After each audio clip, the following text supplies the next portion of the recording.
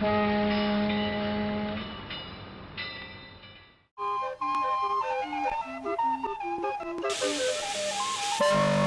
I was in high school, I got my first whistle.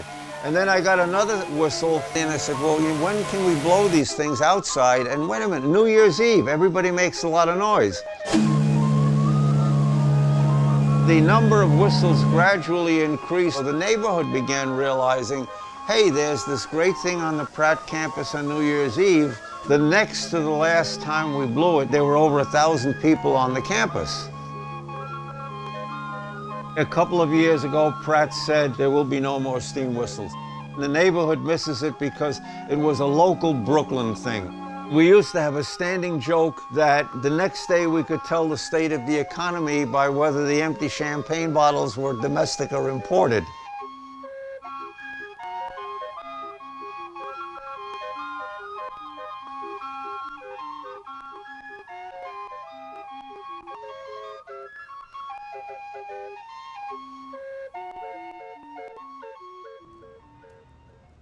I'm Pratt's oldest employee, both in number of years and in age. They want to get rid of me. I am living in one of the staff houses which have been converted to dormitories. I'm the last resident in one of these houses. They would like me to get out. They terminated me as chief engineer on the flimsy excuse that one of my engineers was allergic to cats and I didn't keep the cats out of the power plant. That's the excuse after 58 years of service. I'm 82. I'm still, thank God, in good shape. Perhaps they did me a favor by taking me out of the power plant because I don't know if I would have ever left on my own. I was in a happy rut.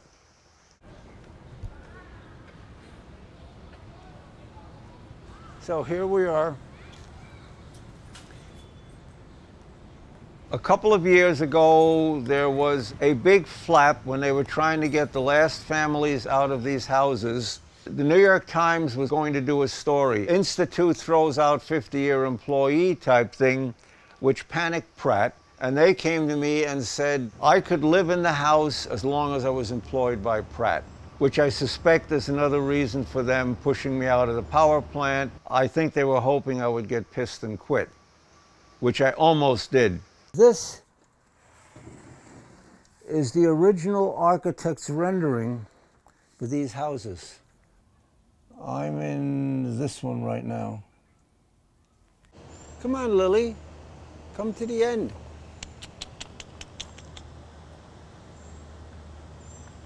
That's my girl. I'm still living in the house. I'm the last survivor of the 27 families. Because, again, I am still employed by Pratt. I love the neighborhood. If I had a choice, I would never leave this neighborhood. I can't afford it. I don't know who can afford this area today. I was tempted to stay, actually, until I had been here for 60 years, but I think it's time I got out and gave myself a few years to do what I want to do.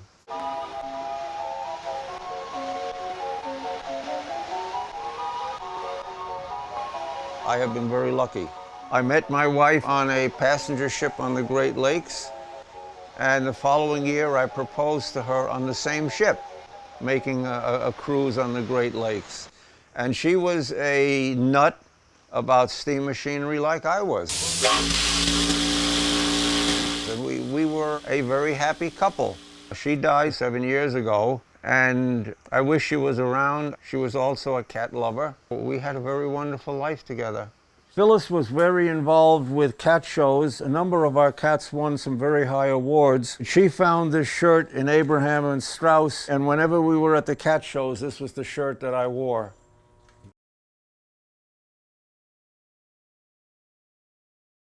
These are my companions at night, in cold weather especially. This is Tabby, and this is Tabby 2. I'm a collector. I have collected mechanical artifacts for 50 years. I have collected hundreds of books that the library threw out. A lot of them were related to engineering, And I was coming home with hand trucks full of books. The walls are full of small artifacts, nameplates, small pieces. My cellar is full of artifacts too. That's me in the 1939 World's Fair.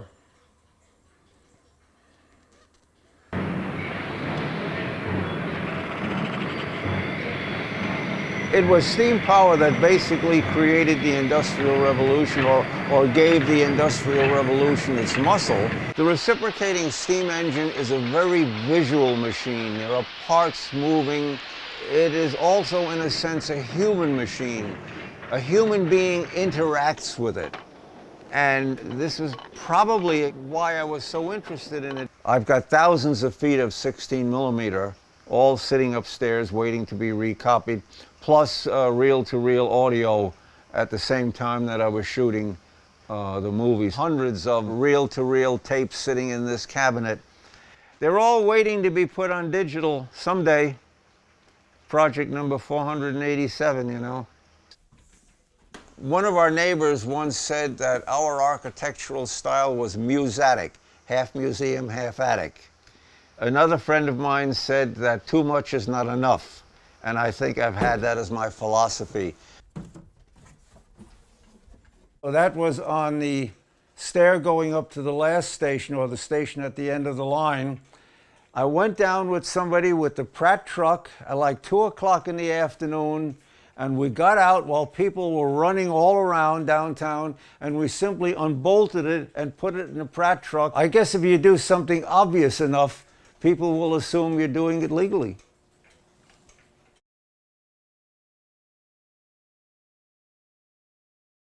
I was on the Robert Fulton for 1.5 years and 3 years on the Peter Stuyvesant.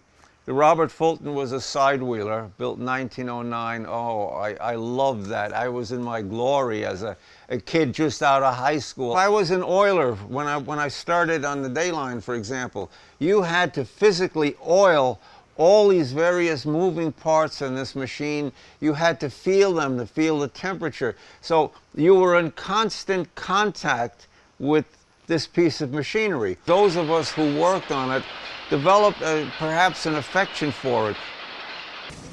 There's the heartbreak of not being able to do what I did here for almost 60 years.